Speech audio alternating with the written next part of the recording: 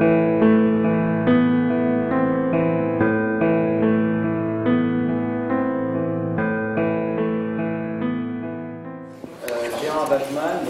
Wajman, bien sûr, ces personnes qui sont là, j'imagine, le connaissent. Il a été enseignant à Paris 8 dans le département de psychanalyse. Il a une œuvre extrêmement importante, aussi bien qualitativement que quantitativement.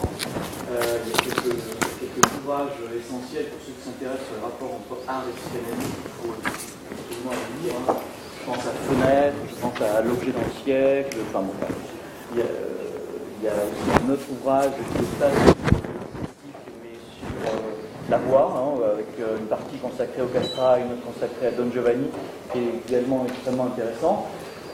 Je ne vais pas prendre plus de temps.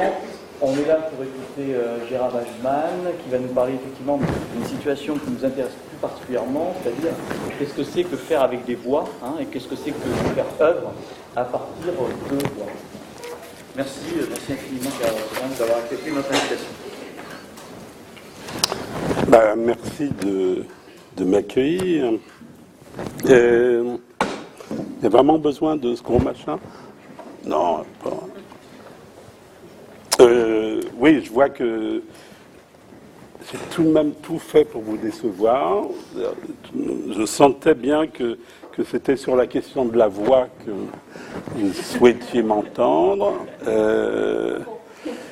Et puis, voilà, les circonstances ont fait que j'ai pris une autre voie, si je puis dire, et dans laquelle, en effet, il n'est pas question de voix du tout, mais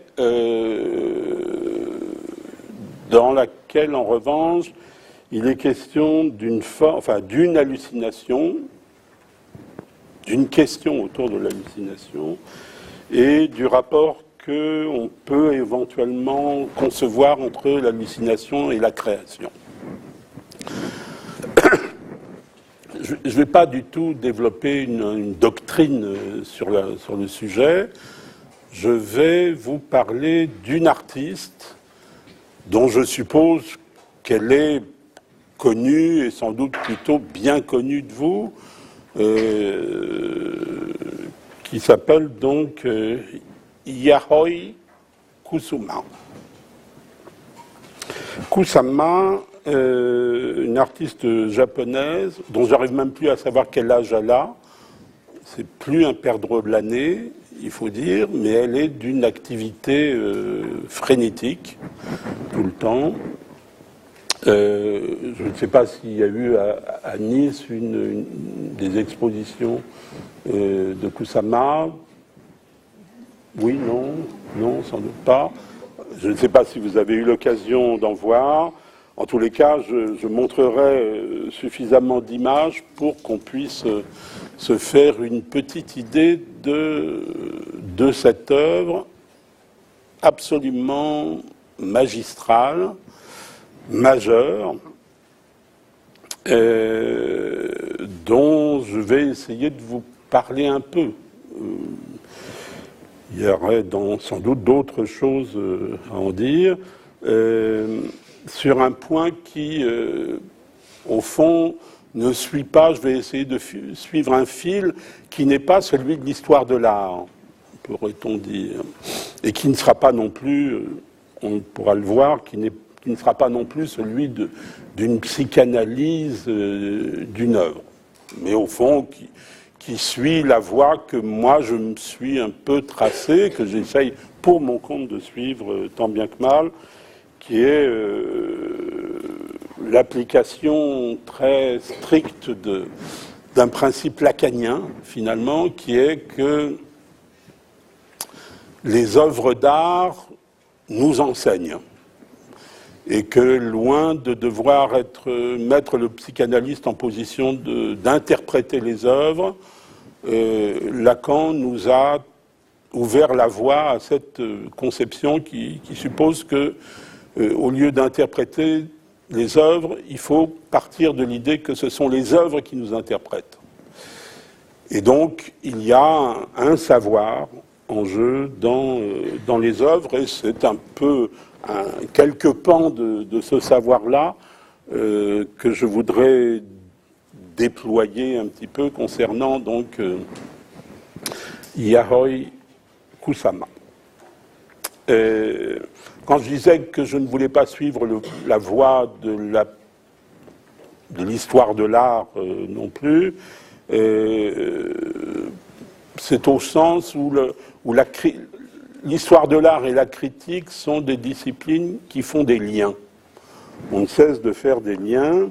On lit l'artiste à l'histoire de l'art, on lit l'artiste à sa propre histoire, le côté biographique, le côté psychobiographique, on lit l'artiste à son art, le rapport de son style à son époque, etc. Le rapport de l'artiste à d'autres artistes sous la forme de l'étude des influences, des amitiés, l'appartenance à des écoles, parfois. Le rapport de l'œuvre de l'artiste à d'autres œuvres, que ce soit des œuvres passées ou présentes, des œuvres proches ou lointaines. Le rapport de l'artiste à son temps. Le rapport de l'artiste à son avenir, à sa postérité, éventuellement. Bref, là je décris exactement tout ce que je ne ferai pas, ce qui est déjà pas mal. Hein. Tout ce que je ne ferai pas, et en pensant que l'œuvre de Kusama est une œuvre qui dissuade de faire des liens. C'est au fond, d'abord, pour penser, donner une idée générale du rapport à l'art, c'est vrai que le point de vue lacanien là-dessus, ça serait plutôt que les œuvres divisent plutôt qu'elles unissent. Il y a une fonction divisante qui est une fonction positive à certains égards, puisque, par exemple, c'est dans cette idée que les œuvres divisent, qu'il faut faire entrer le fait que les œuvres font parler, qu'elles sont une cause de parole pour nous, et donc d'une division du sujet. Et ça fait partie de ce que j'évoquais tout à l'heure, de l'idée que les œuvres nous interprètent, qu'il y a un effet d'interprétation.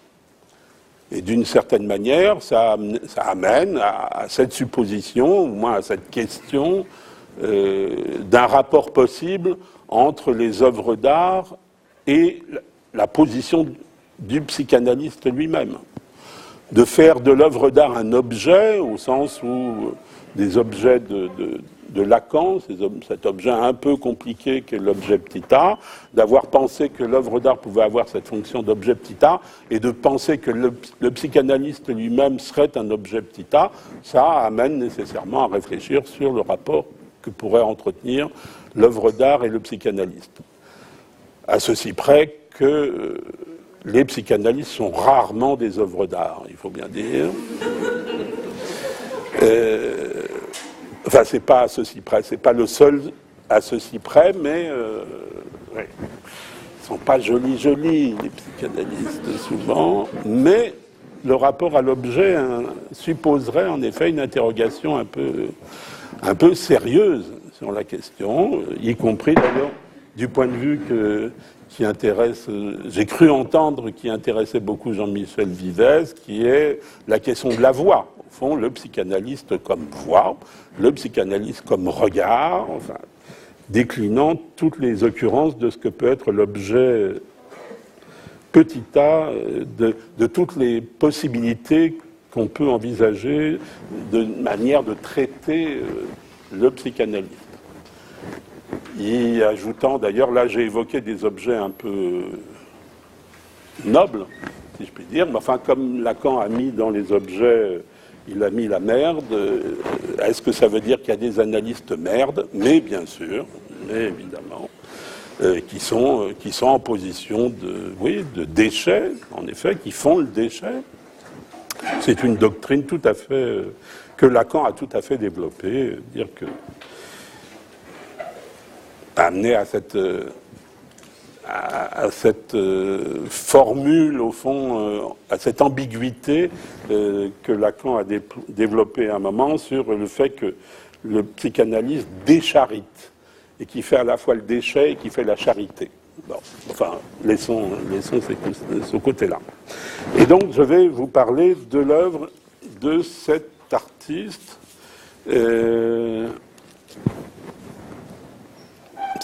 J'ai posé la question de savoir s'il y avait une exposition, mais elle est connue de vous ou pas du tout? Bon, bah, très bien, vous allez... c'est une bonne occasion, là, de rencontrer cet artiste qui met en effet en question ce qui fait l'objet de votre travail ici, si j'ai bien compris, le problème de la création, et le problème de la création dans le cas d'une artiste explicitement folle. Quand je dis explicitement folle, c'est que il ne s'agit pas du tout, pour ma part, d'une interprétation et enfin, d'un diagnostic. Je ne diagnostique pas le fait que Yayoi Kusama soit folle. C'est elle qui le dit. Et donc, comme je suis un garçon sérieux, j'écoute ce qu'elle dit. Et non seulement elle le dit, mais on pourrait voir qu'il y a, en ce qui la concerne, un statut très présent dans son œuvre de ce qu'on peut appeler sa folie. Il y a tout autour d'elle des discours qui bourdonnent, qui sont, que je reprends, dont les termes qui sont les plus courants, j'ai pu les noter à l'occasion, qui sont, je cite en désordre, fragilité, trouble psychique, obsession, maladie mentale, avec retenue, disons, on évoque ce qu'on appelle son état, souvent. Et en 1963, pour la première fois, en 1963, elle a 34 ans, elle parle, elle, d'hallucinations. Elle parle de ces hallucinations avec donc une cohorte de traits qui constituent ce que je qualifie, le terme que je reprends, que je lui reprends, de folie. Et la folie entre en scène, et la folie a une place sur la scène de l'œuvre de Kusama. Elle raconte que, je la cite en français, parce qu'elle a écrit beaucoup, je traduis, donc elle a écrit beaucoup en anglais. Quand elle parle d'hallucination, enfin, à 34 ans, en 63, elle est encore à New York. Elle a vécu à New York, et je vous dirai un peu le cadre dans lequel tout ça s'est passé. Et elle parle donc du fait que sa formule, c'est « ça a commencé par une hallucination ». Et son hallucination met en question une forme très particulière qui sont des poids, des poids, P-O-I-S. Je la cite, « J'ai vu les premiers », je redirai un mot après sur, bien entendu, sur le mot qui convient à propos de poids, mais on dit en général poids, le mot japonais qu'elle utilise pour nommer cette forme. J'ai vu les premiers à l'âge de 10 ans, et je continue d'en voir encore. Elle dit ça longtemps après. Et elle dit qu'elle a vu des poids. Alors, je vais vous montrer. Alors, voilà des poids. Il y a des poids, vous allez voir des poids plus... Voilà. Alors, ça, elle en a fait des comme ça, beaucoup, beaucoup.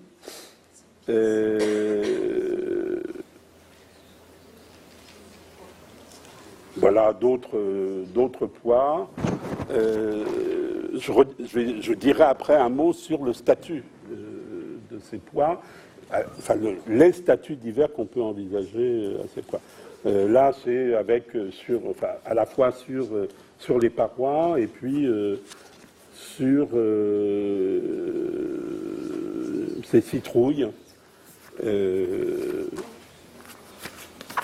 Mon intérêt, voire ma passion pour Yahoi Kusama a fait qu'on m'a offert une de ces citrouilles-là. Pas aussi grosse, malheureusement, mais une citrouille assez conséquente,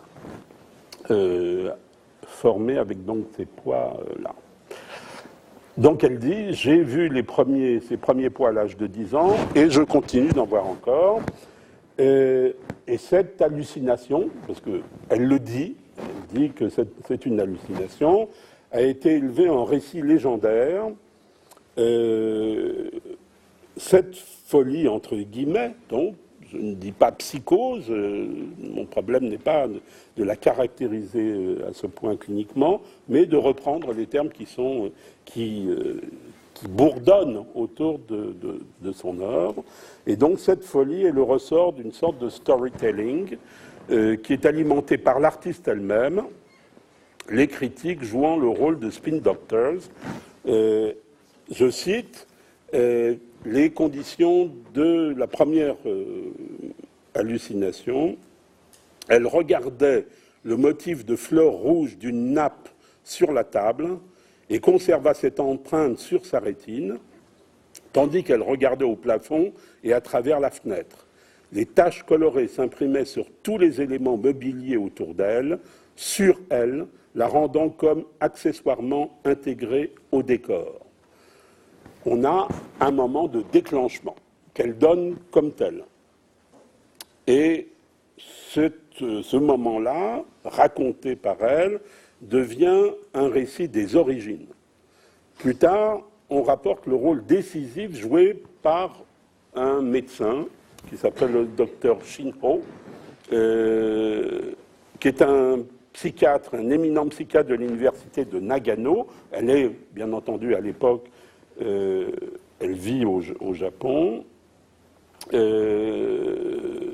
qui, au début donc, des années 50, lui révèle la nature de son état, de ce qu'on appelle donc son état, et après avoir visité une exposition, elle avait commencé déjà à exposer, après avoir donc visité une exposition, il donne un certain crédit à son travail, et constituant une sorte d'acte double de nomination et de reconnaissance. Elle est à la fois considérée comme folle et comme artiste. Il va écrire sur elle à l'occasion de cette exposition. Et ce médecin et son discours va contribuer à la décision de Kusama de partir pour New York en 1958, où elle va habiter un certain nombre d'années. Enfin, dernier épisode dans le récit, elle est rentrée au Japon en 1977, donc elle a quitté New York en 1977, elle s'est réinstallée au Japon, et Yahoi Kusama vit à sa demande, à Tokyo, dans un hôpital psychiatrique. Elle dispose d'une chambre absolument minuscule et d'un petit atelier. Il faut tout de même dire, moi j'ai été à Tokyo et j'ai essayé de la voir, ce que je n'ai pas pu faire, je n'ai pas réussi à la voir. Mais donc, elle habite à l'hôpital, à l'HP, elle a un tout petit lieu, mais en face, de l'autre côté de la rue de l'hôpital, elle a un studio, un atelier, un studio, comme on dit, où elle travaille entourée de, je ne sais pas quel est le nombre exact, mais il y a 100 à 120 assistants. C'est une entreprise absolument monstrueuse, l'entreprise Kusama. Donc elle vit à l'hôpital, mais elle travaille et produit des œuvres donc, en grande quantité grâce à cette armée d'assistants dont j'ai rencontré certains à l'occasion, mais elle, je n'ai pas pu la rencontrer. Donc il y a un discours sur la folie Kusama. Et si les poids sont la marque de son art, la folie est donc la griffe de cet artiste. Un jour, donc, des fleurs rouges ont explosé pour elle en forme de taches. Les taches ont formé des pois, et les pois se sont mis à proliférer, à envahir tout l'espace. Les pois de Kusama sont des hallucinations de pois. C'est cela qu'on voit dans ces environnements. Elle fait maintenant, pour l'essentiel, mais pas seulement, des environnements comme cela, comme celui-là. Donc, avant de devenir quasiment visibles, les pois se racontent. Ce discours de la folie joue un rôle. Par nature, la folie, on le sait, ce qu'on appelle folie sépare, la folie isole, mais ce que j'appellerais la folie Kusama, déclarée, historisée, quasi-héroïsée, est intégrée, assimilée, et elle donne forme au storytelling, elle donne forme à l'œuvre. Il y a sur cette œuvre, autour de cette œuvre, sur cette œuvre, un discours qui le constitue, qui constitue l'œuvre en tant que telle. Et paradoxalement, donc, ce qui est le désordre de la folie ordonne, en lui assignant une cause, la folie trace un cadre à l'œuvre. Quand je dis que une cause est assignée, c'est là encore, c'est en reprenant son discours à elle, où elle dit, comme je vous le rapportais, ça a commencé par une hallucination. Le discours fait cadre et fait lien aux autres, au monde. Donc on a un de ses aspects, une de ces dimensions, on retrouve là une des dimensions que Lacan a pu souligner à l'occasion, qui était que, au fond,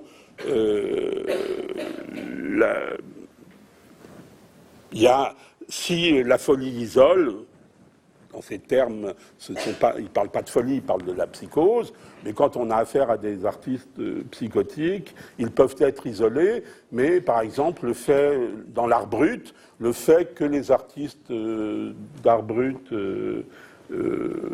soient intégrés dans des réseaux de diffusion commerciaux, qu'ils se mettent à vendre leurs œuvres, est évidemment une façon de faire lien. Là où le lien social est rompu, au fond, une des définitions de la psychose, c'est justement que les psychotiques ne sont pas dans le discours, c'est au fond une thèse lacanienne. Là, le fait d'être projeté dans des réseaux commerciaux, ça reconstitue un mode de lien, de relation, donc de ce que Lacan a appelé les discours. On ne manque pas de souligner le sens aigu. Non seulement elle fait lien, Kusama, mais on ne cesse de souligner, toujours aujourd'hui, un sens des relations publiques qu'elle peut avoir, et parfois même on la suspecte d'être une habile manipulatrice des médias. Là, elle occupe un champ médiatique absolument considérable. Vous pouvez aller voir son site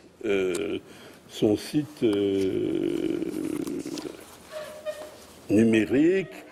Il suffit de mettre son nom, Kusama, et vous accéderez au site de Yayoi Kusama. Mais ce récit légendaire, donc dire qu'il est légendaire, ça ne veut pas dire qu'il soit fictif, est sans doute tout à fait nécessaire à Kusama. Il construit et garde debout le fragile édifice de son être, comme un espace qui est une menace constante de dispersion. Au fond, on va voir que cette histoire de poids met en question directement son être. Il a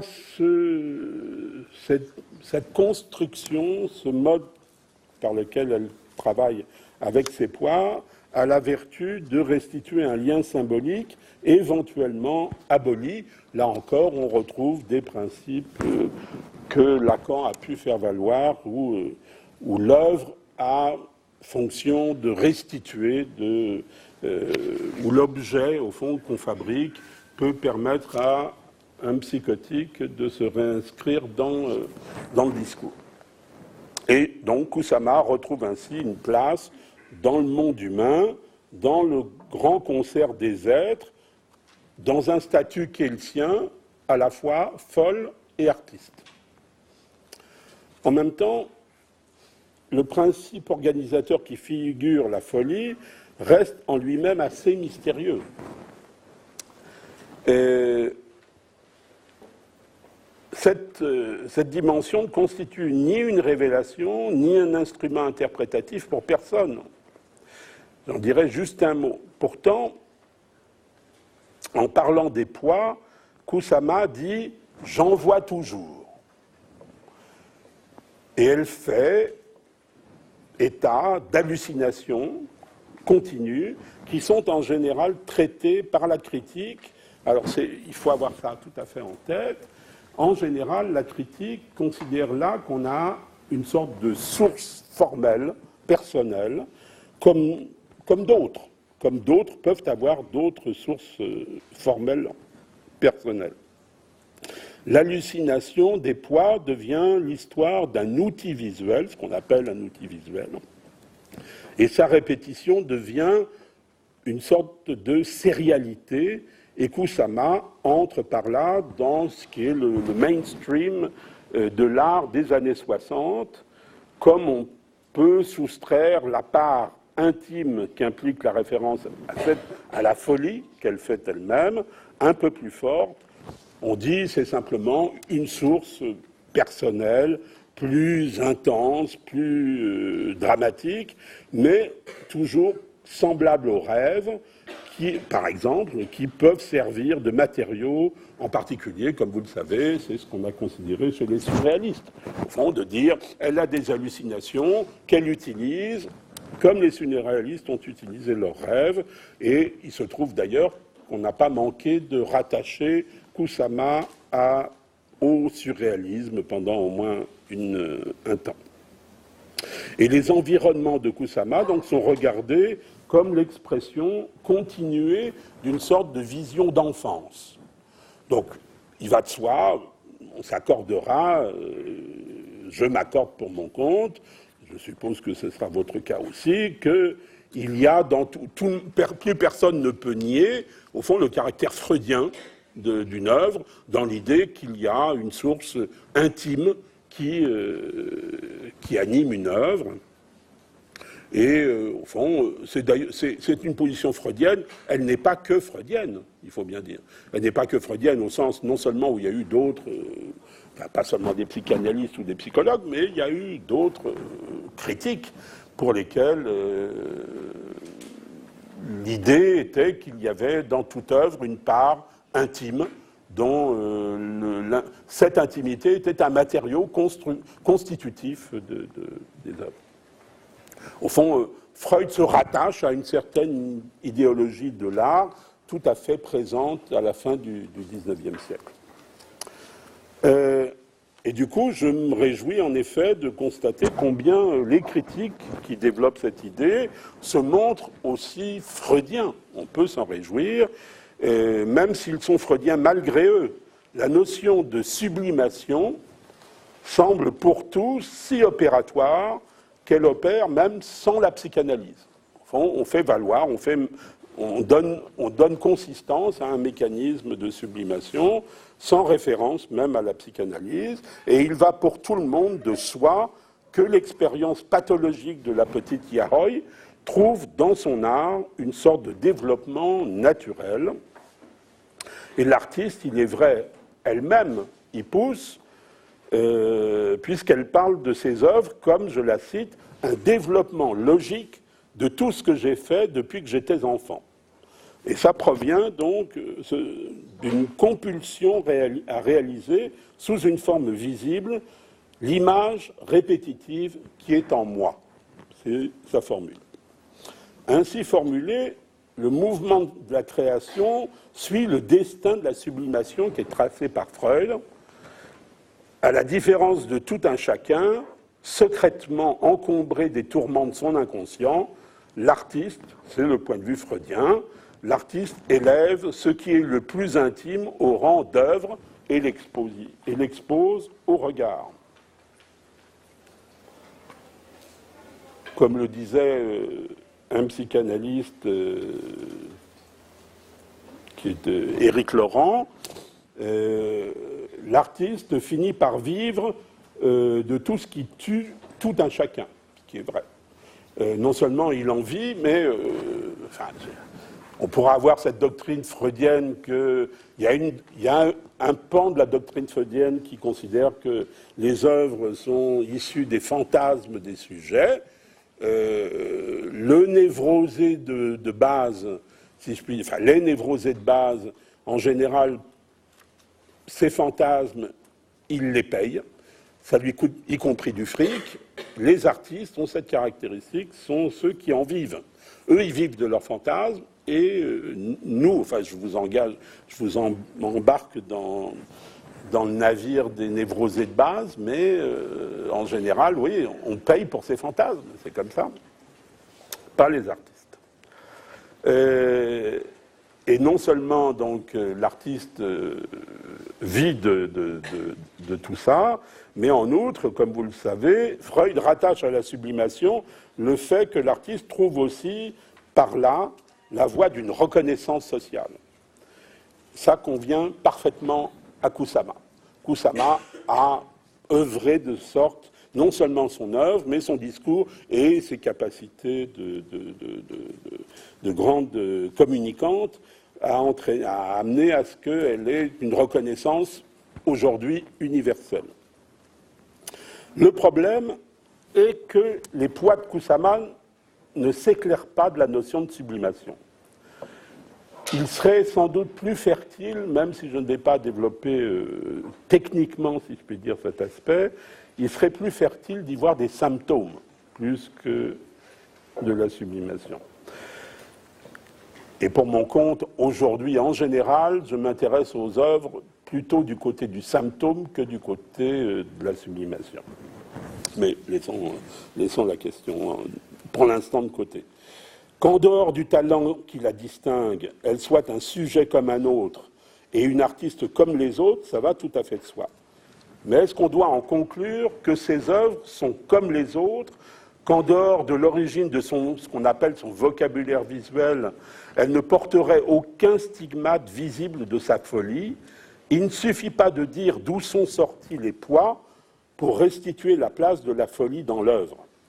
Cette façon de l'intégrer aboutit finalement à l'écarter. Parce que la structure de la psychose de Kusama, si je me permets un instant de dire autrement, de nommer sa folie une psychose, la psychose de Kusama est présente et je la tiens pour visible dans ses œuvres. Le point donc n'est pas d'interpréter l'œuvre à nouveau frais. En général, c'est ce à quoi on procède quand on fait de la psychanalyse appliquée, mais la psychanalyse appliquée, elle obtient surtout, elle se fait toujours aux frais de l'œuvre. C'est tout de même frappant combien les psychanalystes qui ont appliqué la psychanalyse aux œuvres n'ont strictement jamais tiré la moindre chose intéressante des œuvres. Au fond, c'est tout de même frappant que ça ne produit rien, sinon des choses un peu délirantes qui ne sont pas... En tous les cas, c'est jamais des délires aussi intéressants que ceux des artistes eux-mêmes. Donc, plutôt que de la regarder sous un autre jour, parce que les choses risquent de différer selon qu'on la regarde, les environnements, comme les pures œuvres plastiques, de regarder ça vis-à-vis de ce dont elle parle quand elle parle des hallucinations. Donc, au lieu de redire d'où viennent les poids, on aurait quelques bénéfices pour avancer un petit peu. Il me semble qu'on aurait quelques bénéfices à se demander à quoi ils servent, ces poids. Je fais donc allusion là au fait que les critiques, les historiens d'art qui ont écrit, qui continuent d'écrire sur son œuvre, ne se posent pas cette question. Ils se limitent toujours à l'idée que les poids sont un objet plastique. qu'elle utilise comme d'autres pourraient utiliser, comme il y a des artistes qui font des rayures, qui font bien connues.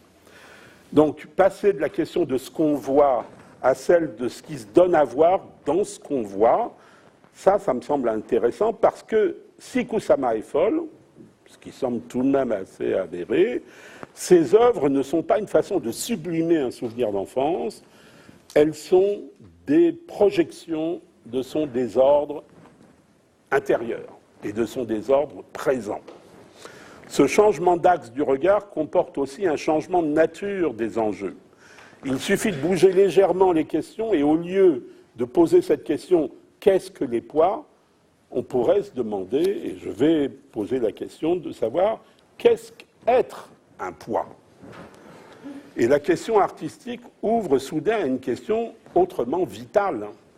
Comment vivre quand on n'est qu'un poids ? Cette question, qui a l'air aussi tarabiscotée, c'est exactement la question que pose Kusama elle-même. Et sa réponse semble être comment vivre quand on n'est qu'un poids ? La réponse de Kusama, c'est en peignant des poids. Là, on a affaire à une dimension, dans son cas, on retrouve, disons, sous cette forme, une dimension qui est présente aussi chez Lacan, l'idée de l'œuvre comme guérison. Au fond, on a tiré du commentaire que Lacan fait de l'œuvre de Joyce, l'idée qu'une œuvre, la caractéristique de Joyce, c'est pour Lacan, entre autres, c'est que c'est un type qui s'est soigné, qui s'est guéri par l'écriture. On sait la propension que les psychotiques peuvent avoir à l'écriture, mais tous ne sont pas Joyce. Joyce est un type qui s'est guéri par l'écriture, et on sait, et la thèse de Lacan, finalement, la thèse clinique, c'est que c'est ce qui explique que Joyce ne soit pas devenu, que Joyce est psychotique, mais qu'il n'est pas devenu fou.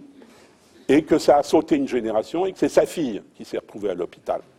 Ce qui est un cas clinique, je veux dire, c'est pas à vous que je vais apprendre le saut de génération parfois auquel on peut assister dans des histoires de psychose. Donc, ça,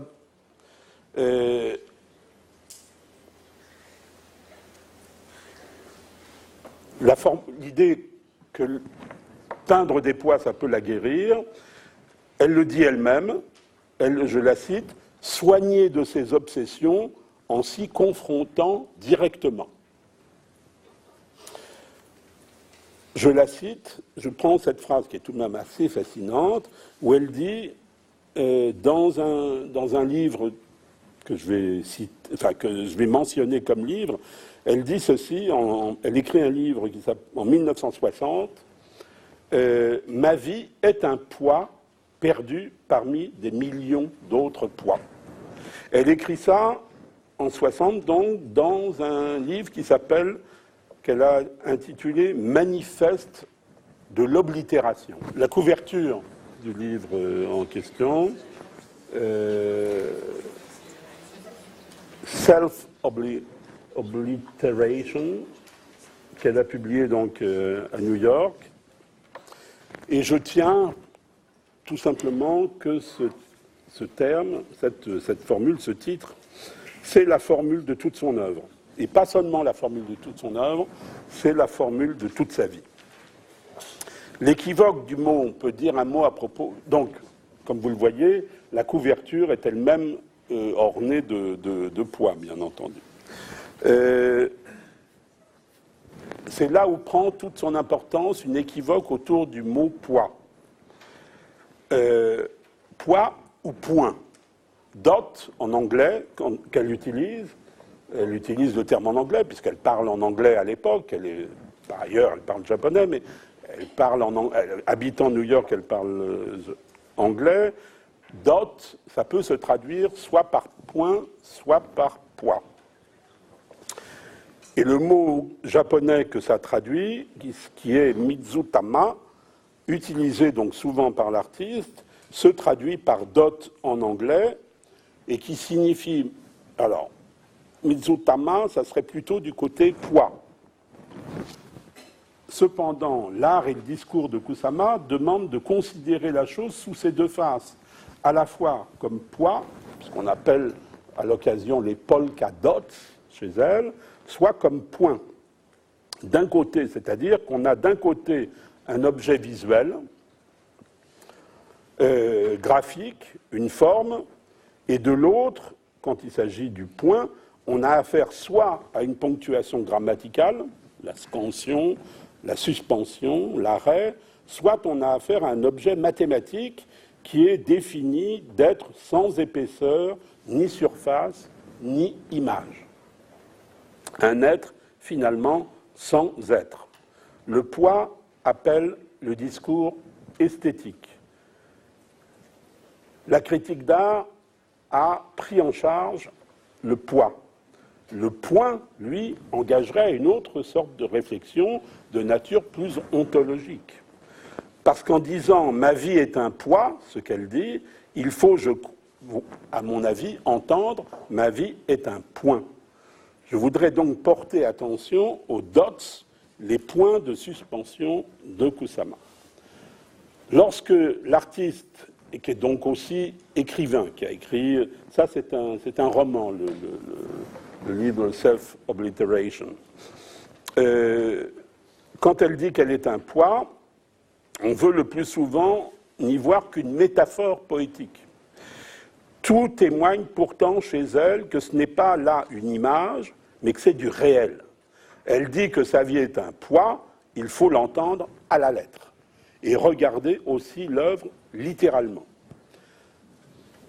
Comme vous le savez sans doute, il y a un principe qui était à l'œuvre, à la mode, à l'œuvre, à la Renaissance, en particulier à Florence, qui avait été, au Quattrocento, qui avait été énoncé, semble-t-il, par Brunelleschi, qui est cette formule qui dit en italien ogni dipintore dipinge se. Tout peintre se peint. Je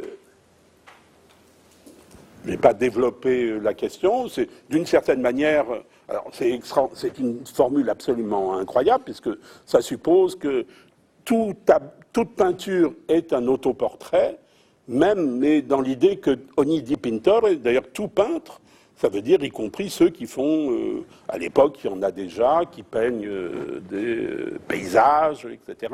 Au fond, l'idée qu'il y a une marque singulière inscrite par le peintre dans son œuvre. Au fond, il y a par là une anticipation chez Brunelleschi de tout ce qu'on pourra ensuite dire sur, justement, l'effet de sublimation, sur la présence du sujet à l'intérieur de son œuvre. C'est évidemment quelque chose qui s'applique très particulièrement à Kusama, qui peint des poids en disant qu'elle est un poids. Kusama répond à ce principe, les dots sont des autoportraits de Kusama. Et qu'est-ce que montrent ces poids? Eh bien, ce que ça montre, c'est elle-même. Et comme si on devait regarder chaque environnement comme un portrait de Kusama, je me suis figuré un moment que ces œuvres, enfin que si on regarde ça, par exemple, enfin, c'est pas tout à fait frappant, mais ça, enfin bon, c'est un peu plus vrai. Mais si on regarde ça, c'est comme si on avait le portrait de Kusama, ça serait un portrait de Kusama peint par Lichtenstein. Vous savez, ce peintre américain qui a reproduit le principe de l'impression par point, finalement, dans les tableaux, comme si on avait un agrandissement, finalement, d'un Lichtenstein, que le portrait de Kusama, ça serait un énorme agrandissement de Lichtenstein, et étiré, démesurément agrandi, et les points de la trame disséminés donc à l'infini, jusqu'à perdre toute forme. Ogni pittore dipinge se, toute la question, en particulier en ce qui concerne Kusama, c'est de savoir ce que signifie le se. Ogni pittore dipinge se, tout peintre se peint, c'est le se qui est en question pour ce qui la concerne. Jeter en pluie sur les murs, le moi, puisque c'est de ça, c'est de cette instance qu'il s'agit finalement, le moi de Kusama serait celui de la chanson de Björk, chanteuse que j'aime beaucoup, une chanson qui s'appelle Army of Me, l'armée de moi, des moi. Donc pas une image flatteuse de soi, amoureusement reproduite, pas plus d'ailleurs une image exécrée, juste un poids dans l'univers des poids. Un poids perdu. C'est comme ça que Kusama se nomme. Un poids perdu dans la multiplicité des poids. C'est-à-dire un poids à la fois parmi les autres, mais aussi, il faut le dire, comme les autres. Ce que dit Kusama, quand elle dit qu'elle est elle-même un poids parmi tous les poids et que tous les poids sont elle, qu'elle est elle-même tous les autres et que tous les autres sont elle, on a une logique assez pathétique qui est d'être à la fois même et une autre, une et multiple, unique et identique, individuée et indéfiniment fragmentée, seule et tous, une multitude de un, le Army of Me de Björk. Un moi constellation perdu parmi des millions de poids, dispersés en millions de poids, nulle part et partout à la fois, illocalisable, vraiment perdu. Une grande question de Kusama s'affiche à cet égard. La perspective légitime, comme vous le savez, avait construit un monde comme espace centré par et pour le sujet, représenté par un point à l'horizon, un point ordonnateur, fixe, central et insubstituable, vers lequel tout l'espace se tend d'ailleurs. Point qu'on appelle techniquement le point de fuite. Et au fond, qui est le point qui représente le sujet dans l'espace du tableau. Le sujet regardeur, et dont on a pu penser que ça supposait, pendant un moment, on a supposé simplement que regarder un tableau en perspective ne pouvait se faire qu'avec un œil, un seul point de vue, pour faire correspondre l'œil à ce point dit de suite au centre, en général, du tableau, un point situé sur ce qu'on appelle la ligne d'horizon. Kusama fait exploser cet espace, l'espace classique, finalement, de la représentation. Elle a franchi la fenêtre du tableau et le monde centré a volé en éclats. L'espace, la fenêtre du tableau, je renvoie là, en effet, enfin, vous avez eu la gentillesse de le rappeler, mais la référence, c'est le traité d'Alberti, où, pour la première fois, Alberti a désigné le tableau comme étant une fenêtre ouverte.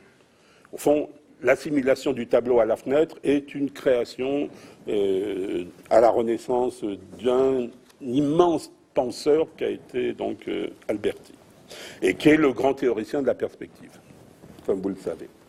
Et donc, elle a franchi la fenêtre du tableau, et le monde centré, donc, je le disais, a volé en éclats, et je date ce franchissement exactement du moment de l'hallucination originelle. Je note que le récit réfère à la fenêtre, d'ailleurs, le récit qu'elle en fait, à un regard porté à l'extérieur, et que les poids étaient dehors comme dedans, que les poids étaient partout, sur les choses, y compris sur son corps. On retrouve ça dans un certain nombre de... Bon, là, par exemple, elle a fait... Ça, c'est une œuvre qu'elle fait, elle est encore aux États-Unis. Là, le cheval a été peint avec des poids. On verra qu'il y a d'autres... Là, je dirais un mot de ça. Ça, c'est une image récente d'elle. Ça, j'en dirais aussi un mot. Là, elle se perd dans les poids. Voilà encore des poids. Là, d'autres. Elle-même ici avec des miroirs. Voilà, par exemple, là, un monde entièrement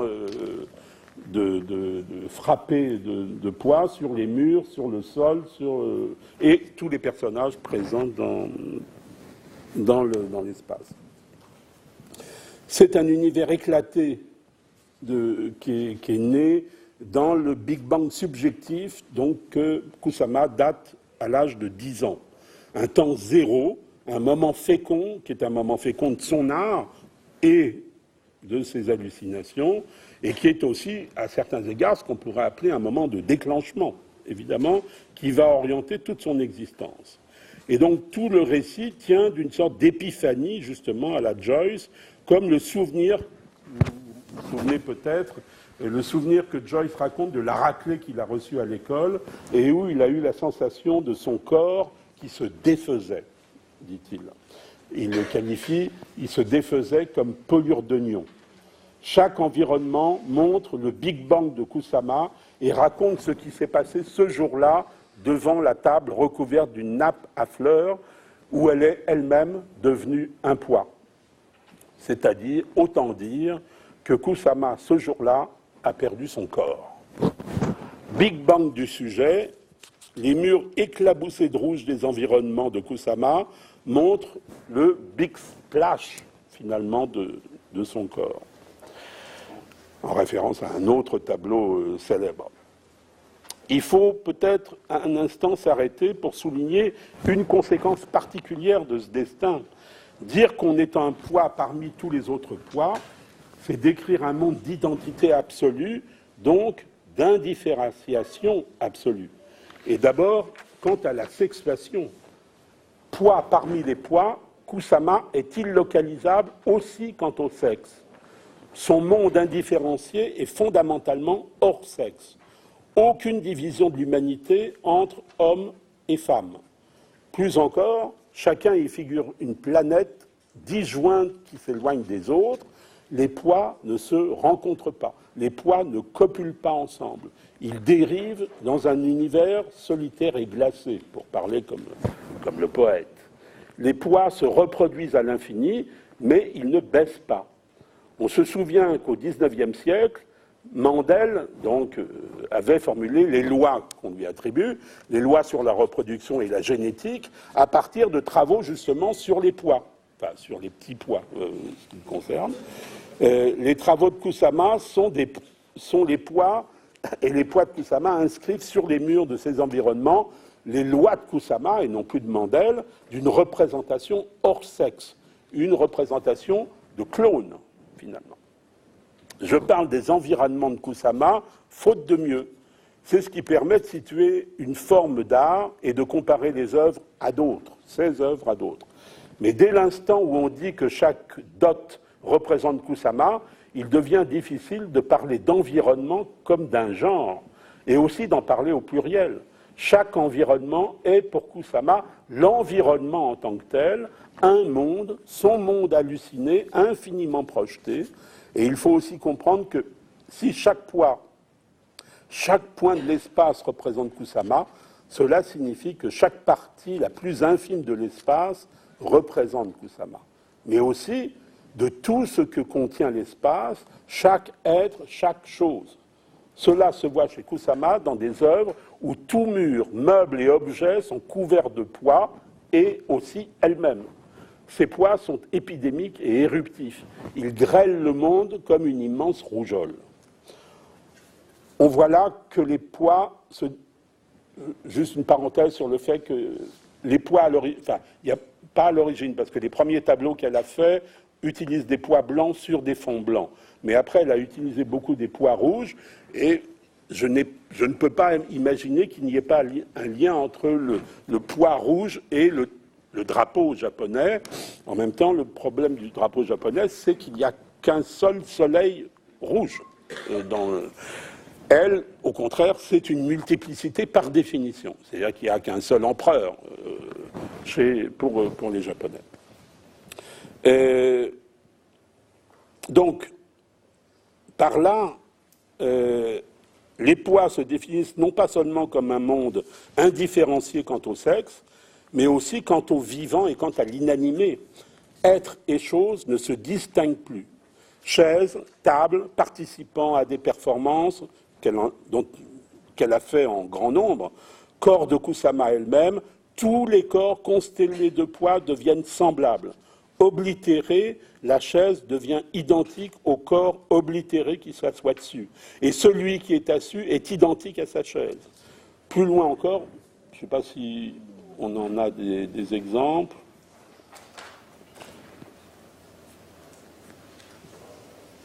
Non, là c'est autre chose, c'est dommage. Enfin bref, elle fait des environnements où tout est absolument couvert de poids et ça constitue cette indifférenciation dont je parle. Donc il n'y a plus indistinction donc entre l'inanimé et les sujets vivants, et plus loin encore et plus fort en un sens que cette référence qu'on peut prendre là au petit Hans, le cas de Freud, qui séparait le vivant de l'inanimé, en ce que tout vivant, disait le petit Hans, vous vous en souvenez, possède un vivimaker, un fait pipi. Outre les poids, on voit parfois chez Kusama des phallus qui poussent sur les fauteuils. J'ai dû passer sur des images.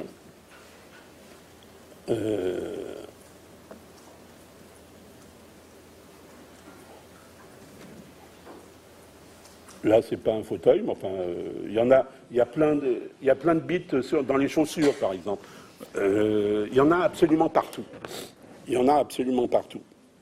Et en fait, les vivimakers du petit Hans se retrouvent là en quantité dans tous les objets de Kusama, qui fait que ces œuvres donnent l'idée d'une Kusama qui n'est plus vraiment ordonnée au phallus, au 1, qu'il y a chez elle une jouissance spatiale, il faut dire, enfin, une jouissance assez space aussi, comme on dit.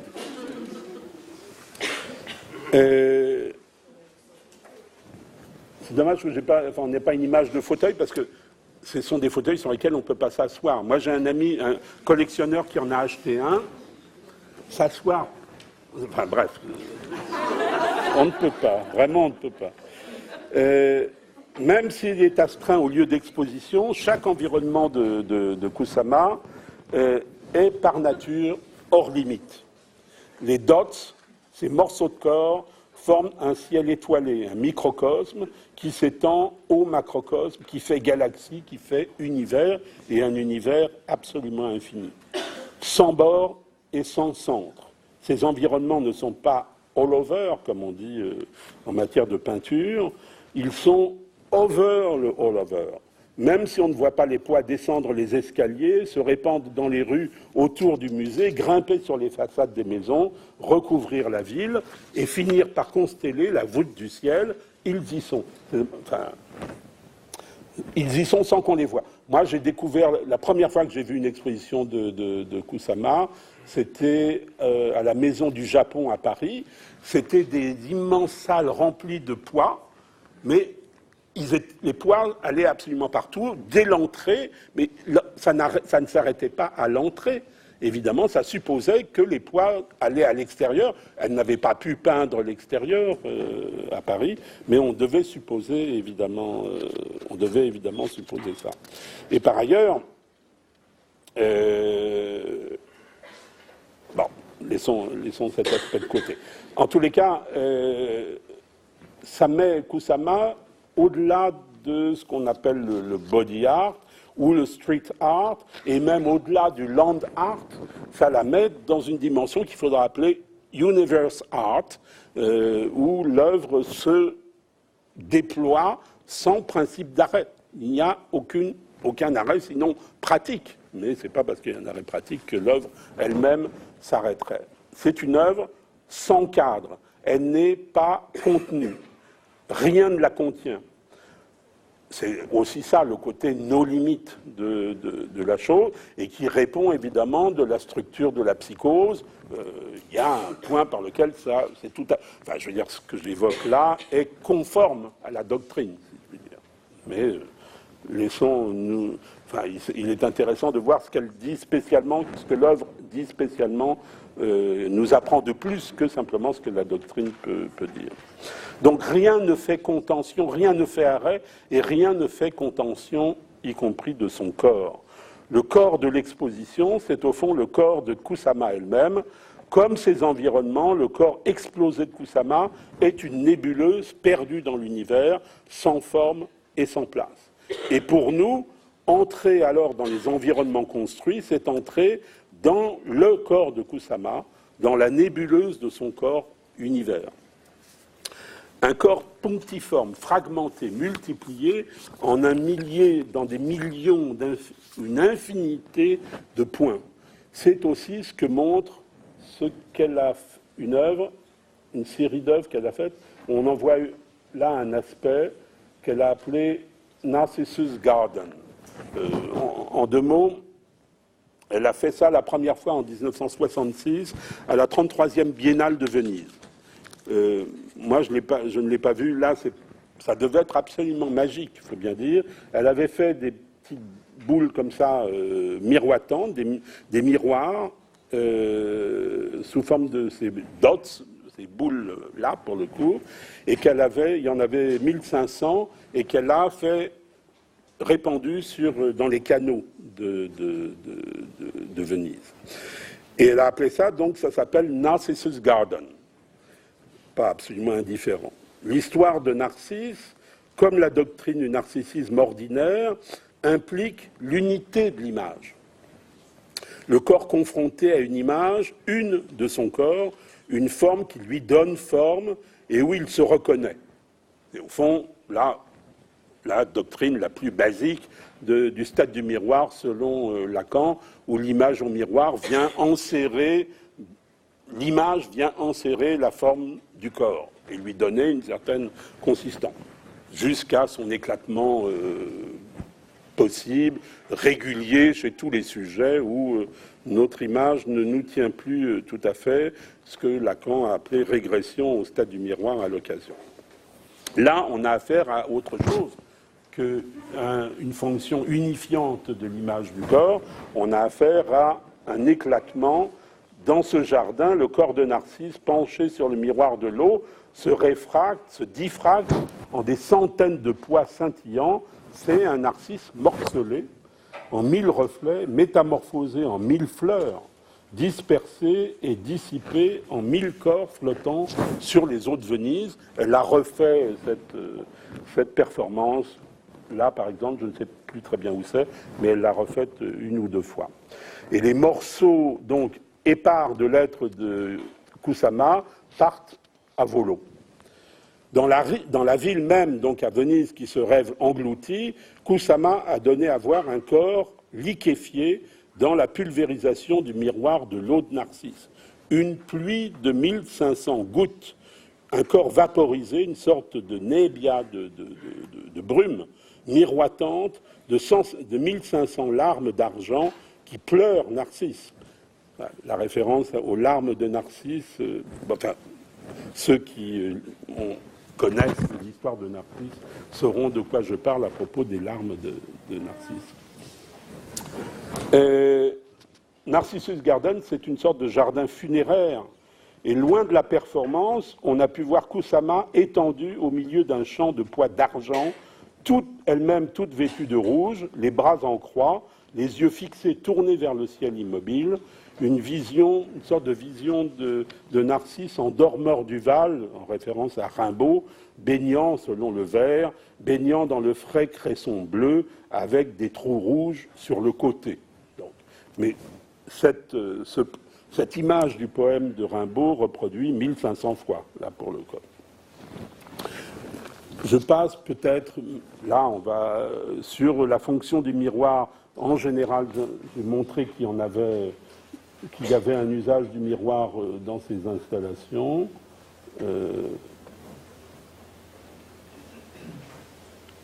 C'est dommage que je n'ai pas... J'aurais pu trouver... elle a fait des installations avec des diodes dans lesquelles on entre dans des pièces avec des diodes allumées de couleur, des poids électriques, cette fois, absolument fascinant, dans lesquels on ne se repère plus, et elle a ajouté pour certaines de ces installations justement des miroirs, comme on a pu en voir à un moment, je crois. Là, il y en a par exemple, puisque on la voit de dos. Il y a un miroir qui reflète de dos la chose. Et je disais que si l'art de Kusama répond au principe brunellesquien du diping-essai, le C en question posait une question. Et elle se complique un peu maintenant, parce que c'est qu'il faut regarder les œuvres de Kusama comme des œuvres logiques. Parce qu'il y a une logique du poids qui est une logique du moi. Le moi Kusama, c'est une boule disco, une image reflétée sur un miroir à facettes. Maintenant, si le poids est la griffe qui représente Kusama en série, un signe unitaire reproduit à l'infini qui dissout toute unité, chaque poids est aussi une empreinte, c'est-à-dire la marque de ce qui fut, le plus d'un moins, le signe visible de la disparition de Kusama. Chaque poids inscrit une annulation de Kusama. Les poids sont les fantômes de Kusama, la présence d'une absence. C'est ce que dit chaque poids, c'est Kusama fuit ik. Kusama était là. En somme, ce qui réfère dans l'histoire de la peinture à quelques tableaux importants. En somme, ce qu'il inscrit l'efface. L'empreinte, 10e forme de l'oblitération. Et là, donc, au fond, je poursuivais un commentaire sur la question de l'oblitération. Les poids, ce sont des poids de la suspension de Kusama elle-même. Il faut tenir compte de la répétition de cette inscription. Toute marque s'enlève sur un fond, naturellement. Et là, l'œil doit se faire encore plus logicien, mais très simplement, chaque point qui s'inscrit sur la surface fait surgir le fond qu'il griffe. C'est une logique que Lacan a pu tout à fait utiliser. Au fond, une marque sur un fond fait valoir que c'est une logique qui rend compte finalement de ce que Freud a appelé le refoulement originaire. C'est qu'il faut une marque qui s'inscrivent sur un fond. Ce fond, on n'arrive jamais à le saisir. Il se répète comme un tremblement chaque fois qu'on inscrit une marque sur le fond. Donc quand on met une marque sur une page, on n'a pas un élément, on en a déjà deux. On a la marque et le fond. Et chaque fois qu'on réinscrira un nouvel élément sur cette page, ou sur le tableau, on répétera cette opération où on aura à la fois la marque et la résonance de ce que c'est que le fond. C'est ce qui fait que chez Lacan, finalement, c'est une logique, entre guillemets, picturale, qui rend raison du fait que Lacan ne parle du signifiant que par deux. Il n'y a pas de signifiant tout seul. Il y a S1, S2 nécessairement.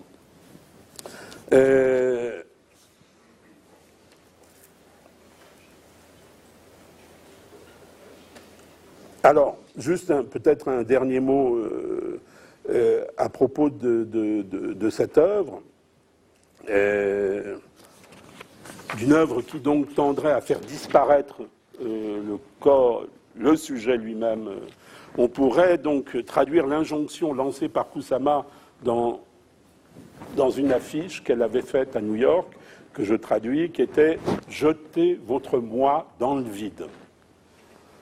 Et on se souvient, à la date où elle a fait cette affiche, 8 ans auparavant exactement, on se souvient que Yves Klein avait publié dans un journal, le journal du dimanche, un photomontage hyper célèbre qui s'appelle « Un homme dans l'espace », juste à côté d'un article intitulé « Théâtre du vide », où, comme vous le savez, on voit une photo d'Yves Klein se jetant du haut d'un mur dans le Saut de l'Ange, en sachant, comme vous le savez sans doute, que cette photo hyper célèbre est un montage.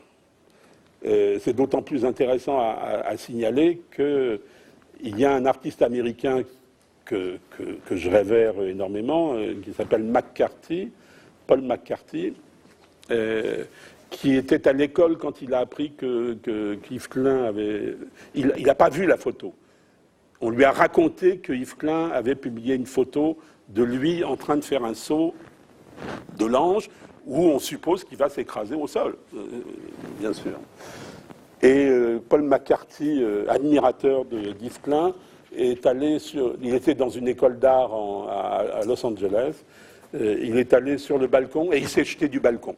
En fait, il ne savait pas que c'était une photomontage. Et donc, il s'est pété la gueule. Il s'est, je crois, il s'est foulé un genou. Ça n'a pas été catastrophique. Il ne s'est pas jeté d'un étage très élevé, mais et ce qui est intéressant aussi dans cette histoire, c'est le fait qu'on a une transmission d'une œuvre d'art par un récit. C'est pas l'image qu'il a vue, que McCarthy a vue, c'est le récit. Il a entendu le récit qu'on lui a fait de cette image. Et donc, ce que Kusama appelle self-obliteration, cet appel à disparaître qu'elle lance à chacun, ça résonne comme une sorte d'appel au suicide. Et en même temps, bien sûr, à disparaître dans le big splash des poids, c'est là encore en mettre plein la vue, si je puis dire. Kusama pratique la disparition spectaculaire répétitivement. Donc c'est une autodestruction.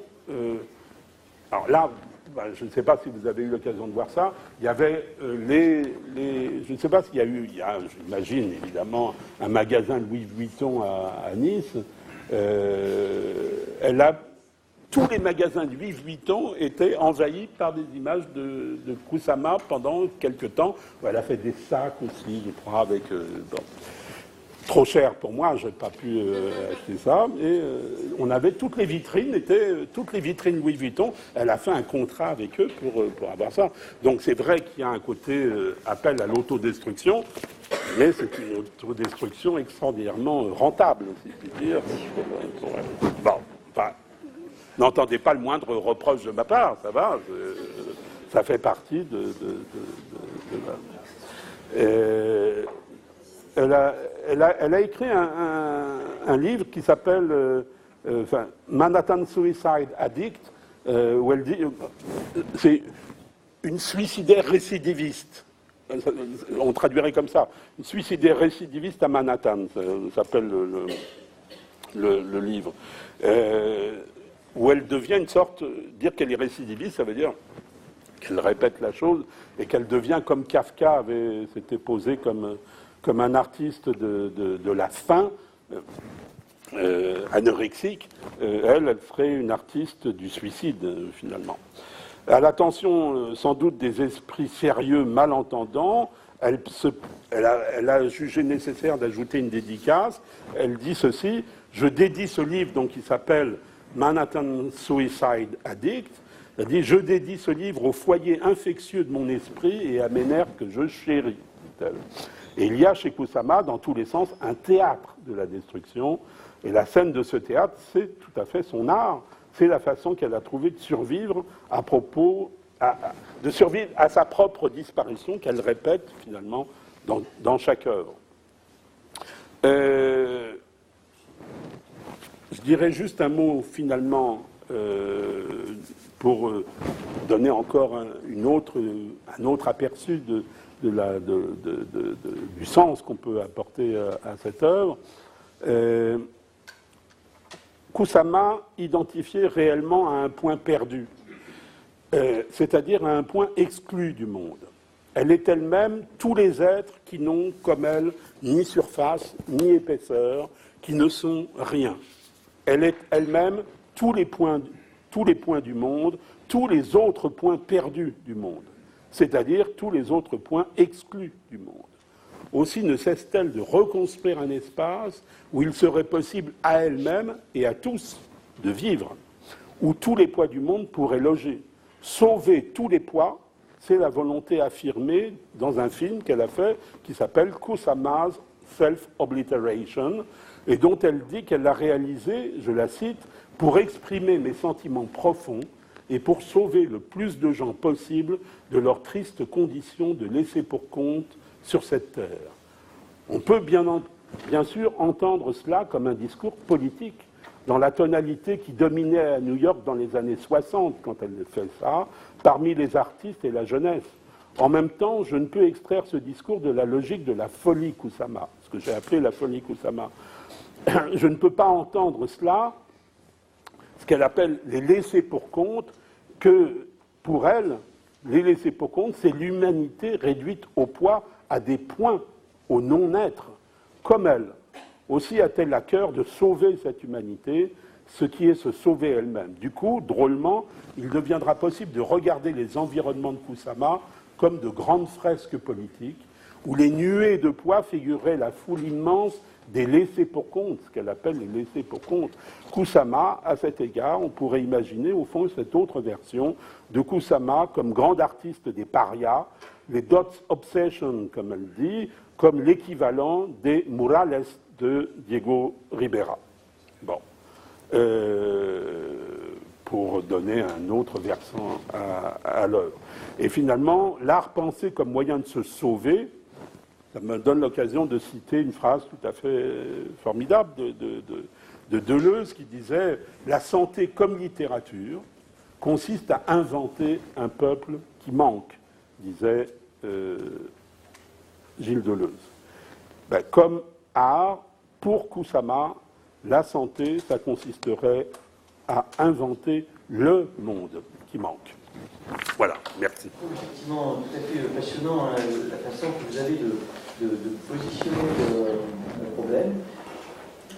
Alors, à quoi servent les poids? Il y a plusieurs pistes que vous offrez. Vous distinguez de façon très claire, et je crois que c'est tout à fait intéressant de le faire. On n'est pas de l'évaluation. En tout cas, on n'est pas de l'évaluation au sens où Freud en parle dans le texte sur la fantaisie des poètes. Donc, c'est-à-dire mettre en forme une fantaisie, un fantasme inconscient qui serait du coup transmissible à tous et dont on peut jouir sans honte. Cette dimension-là étant importante pour Freud. Et donc, vous proposez une autre piste que vous n'avez pas développée, mais qui, moi, m'intéresse énormément, c'est la question de l'œuvre symptôme. Voilà.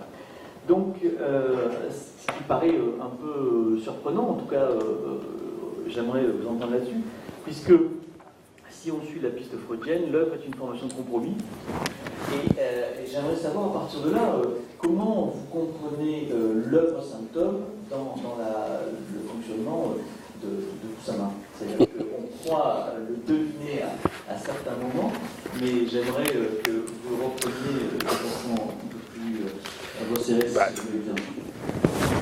Ah, vous jouez bien votre rôle. Moi, j'ai dit que je ne voulais pas en parler, et évidemment, c'est là-dessus que... mais je n'en parlerai pas. Je n'en parlerai pas. Bon, admettons tout de même qu'il y a quelque chose...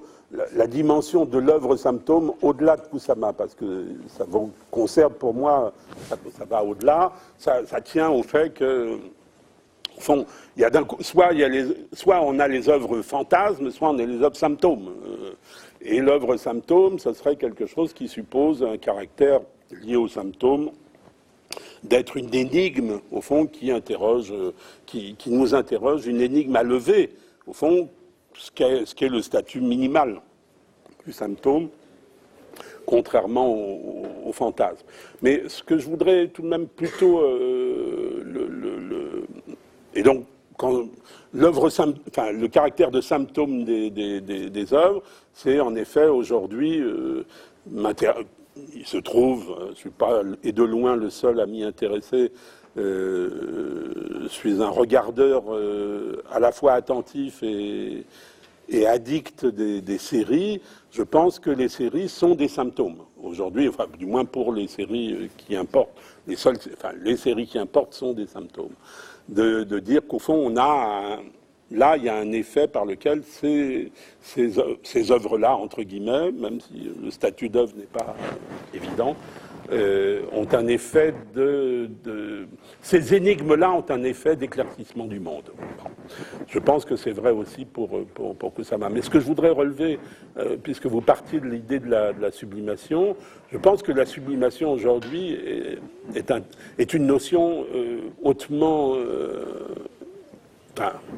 à certains égards, inutilisable.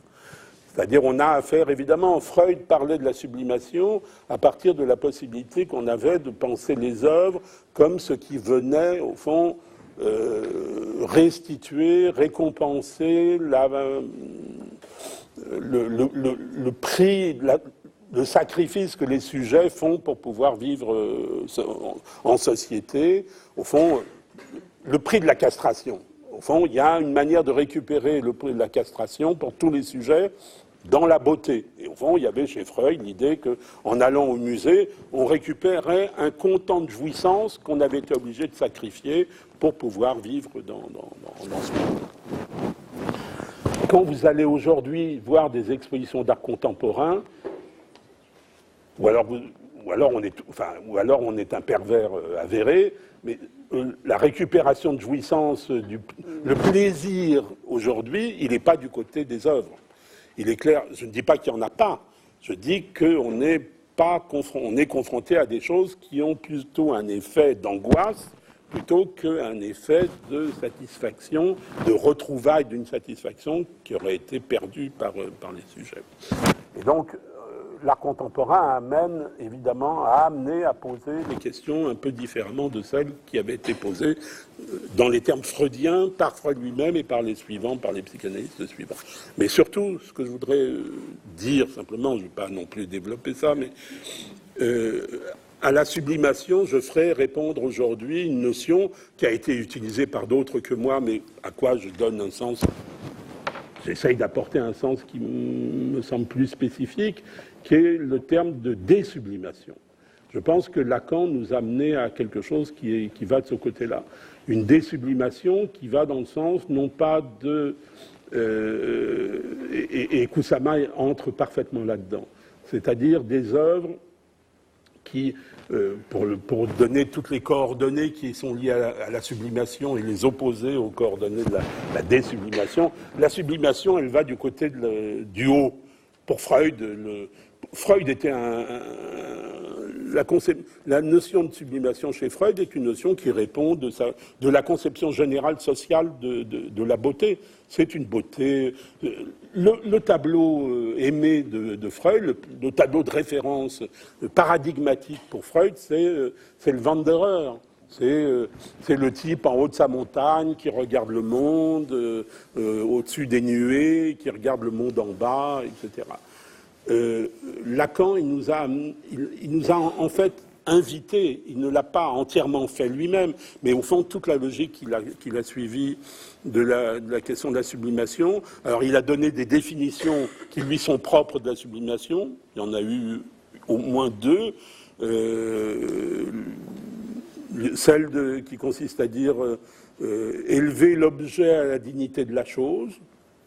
Je ne vais pas commenter ça parce que c'est déjà un casse-tête de savoir l'objet, la chose. Et bon, le Das Ding est déjà un abîme de théorique chez Lacan, mais ça peut tout à fait se commenter. C'est pas un mystère, c'est pas obscur.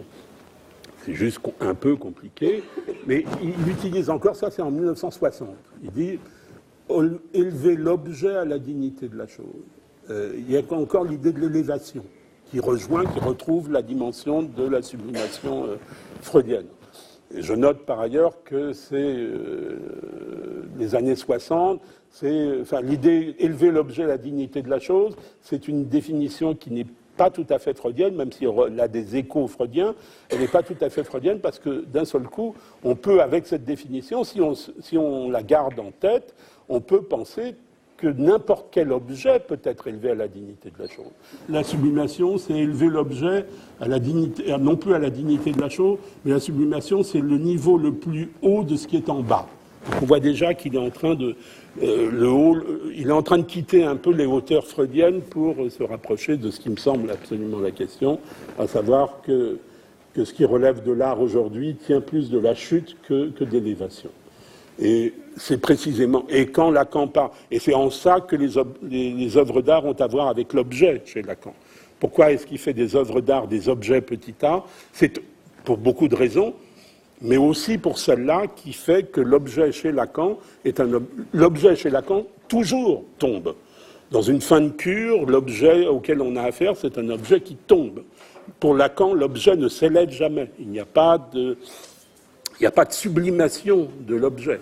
L'objet, il est toujours en bas, et son modèle, finalement, c'est en effet les fesses, c'est le côté, c'est le déchet. Il y a quelque chose qui tombe. Et il me semble que l'histoire de l'art contemporain est marquée par ça. Lacan a été, d'une certaine manière, on pourrait voir en Lacan un théoricien de l'art contemporain.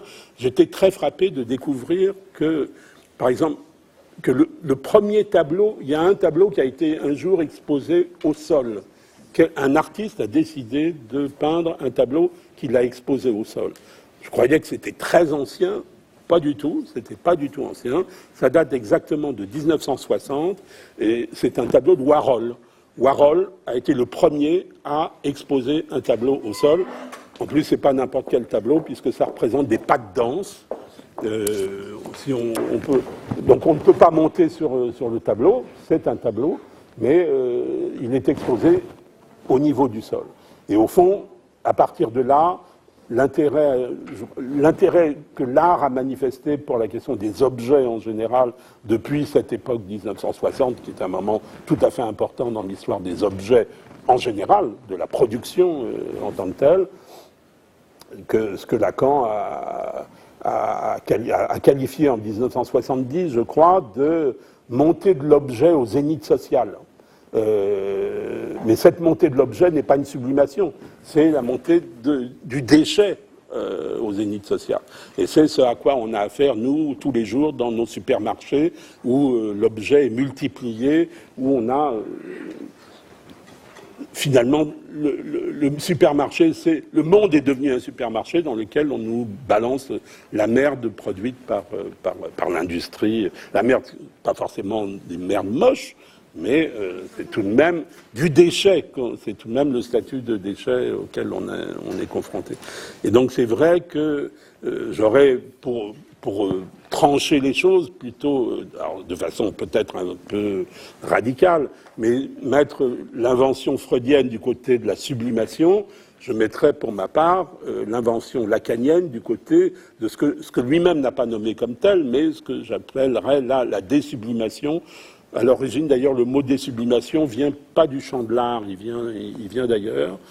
Mais il a affaire tout de même avec l'idée que le monde contemporain, dans les années 60, puisque ça vient des États-Unis, le terme de désublimation, le monde contemporain est un monde qui a rompu avec ce qui était pour Freud les valeurs de la beauté, de la grandeur, etc., pour s'intéresser en effet à autre chose, et allant dans ce sens que j'évoque de ce qui a donné l'occasion, vous le savez, d'une exposition que j'avais pu faire à Paris au Palais de Tokyo, qui s'appelait « Tout ce qui tombe, All That Fall », que ça rendait compte. Ce qui tombe rend compte de ce qui se fait dans l'art aujourd'hui, alors que pour Freud, la sublimation tenait de tout ce qui monte.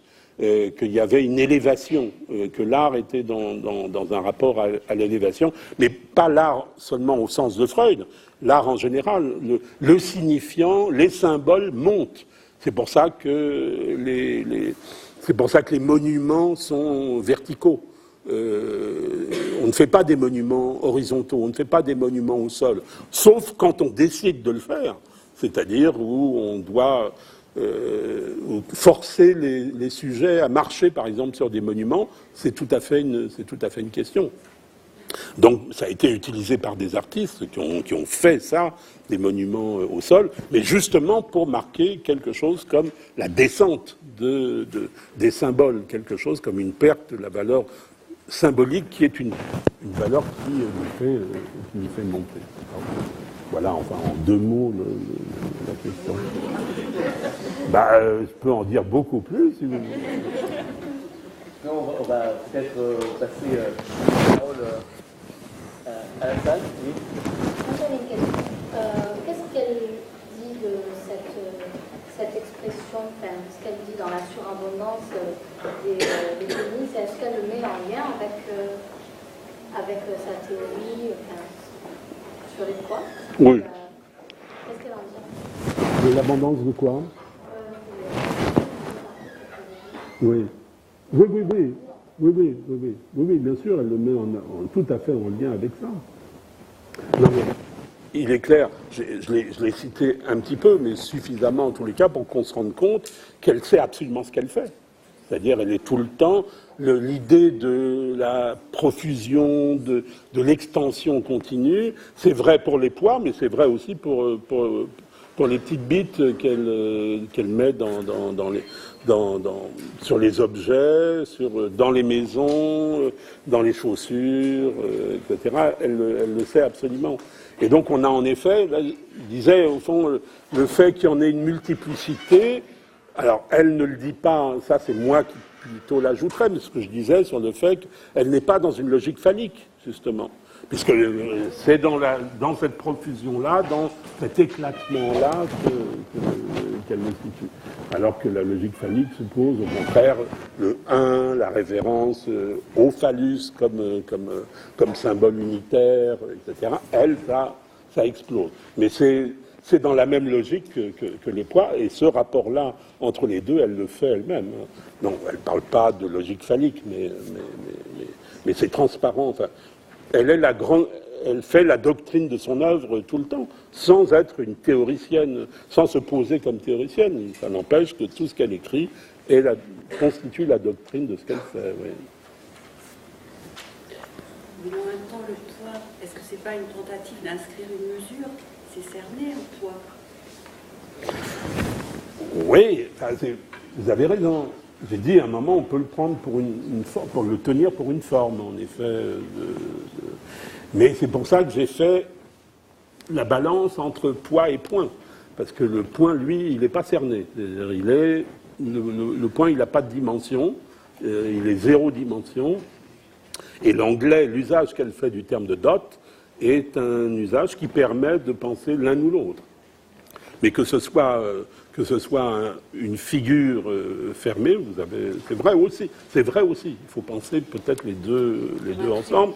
Mais oui. Mais en pensant encore une fois à ce que j'appelais la logique du poids, c'est-à-dire le fait que le poids est lui-même un objet cerné, une figure, en un sens, au sens le plus général du terme, mais qu'il s'inscrit aussi sur le fond. C'est-à-dire, y compris d'ailleurs dans les... J'ai juste évoqué le caractère, le rouge pour les poids, l'essentiel des poids qu'elle a utilisés. Mais elle utilise, je vais montrer des images où les poids sont jaunes sur des fonds noirs. Donc il y a une pensée sur le rapport entre les deux, mais c'est tout le temps un rapport. C'est-à-dire c'est le rapport entre les dots et le fond. C'est pas simple. On dit les poids de Kusama, mais en général, il me semble, chez beaucoup de commentateurs, on néglige le fait qu'elle le pense exactement dans la relation que le poids entretient avec le fond. Et le fond lui-même, là, c'est un sans forme par définition. C'est-à-dire il est inaccessible, il est simplement présent par le fait qu'il y ait des poids dessus. Non mais, les deux sont vrais, vous avez raison, c'est aussi une forme. C'est aussi une forme, elle se récupère, mais simplement ça rend une valeur particulière s'il s'agissait d'un poids, un seul. Et là, le fait que ce soit des milliers de poids tout le temps, là, on retrouve au fond exactement cette dispersion.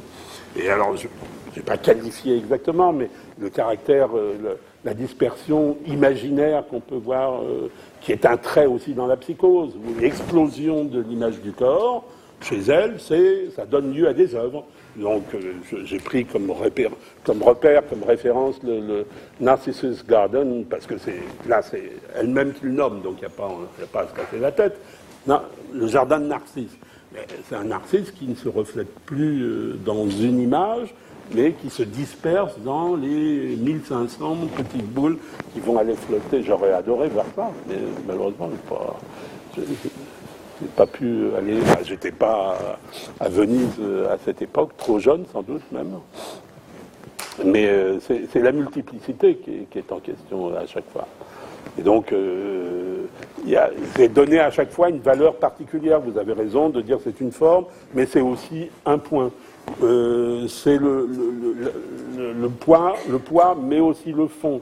C'est la valeur symbolique, mais aussi la valeur imaginaire. Donc il y a un statut à réfléchir à chaque fois de chaque élément qu'elle utilise, qui constitue son œuvre. C'est quand même étrange, parce que dans ces deux logiques-là d'expression entre